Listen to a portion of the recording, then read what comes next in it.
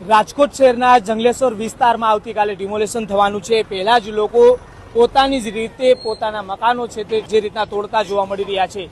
જે હાથે લોકોએ પોતાના મકાનો બનાવ્યા હતા, હવે એ જ હાથે લોકો પોતાના મકાન છે તે પાડી રહ્યા છે, કેમ કે આવતીકાલે જંગલેશ્વર વિસ્તારની અંદર 1400 કરતા પણ વધુ મકાનોના ડિમોલેશન છે તે કરવામાં આવનાર છે। જે આ દ્રશ્યો દેખાડી રહ્યા છે, લોકો પોતાના દુકાનો અને મકાનોનું ડિમોલેશન જાતે જ છે તે કરી રહ્યા છે, મકાનો ખાલી કરી રહ્યા છે। સવારથી જ જંગલેશ્વરની અંદર આખો માહોલ છે જે રીતના કોઈ પણ પ્રકારે લોકોમાં ક્યાંક ને ક્યાંક દુઃખ જોવા મળી રહ્યું છે। દુઃખ જે રીતના લોકો પોતાના સામાન પણ ખાલી કરી રહ્યા છે। આ જે દ્રશ્યો જોવા મળી રહ્યા છે, જંગલેશ્વર મેઇન રોડ આવેલો છે, ત્યાં આગળ જે ટીપીનો રોડ નીકળવાનો છે ને તેને લઈને જે રીતના હાલ અત્યારે લોકો પોતાના મકાનો તોડતા જોવા મળી રહ્યા છે। આ રીતના જે ડિમોલેશનને લઈને તંત્ર દ્વારા નોટિસ છે તે ફટકારવામાં આવી હતી, પરંતુ હવે ક્યાંક તંત્ર છે તે પહોંચે તે પહેલા જ લોકો પોતાના રીતે જ પોતાના મકાનો પાડતા જોવા મળી રહ્યા છે। લોકોમાં દુઃખની લાગણી પણ છે।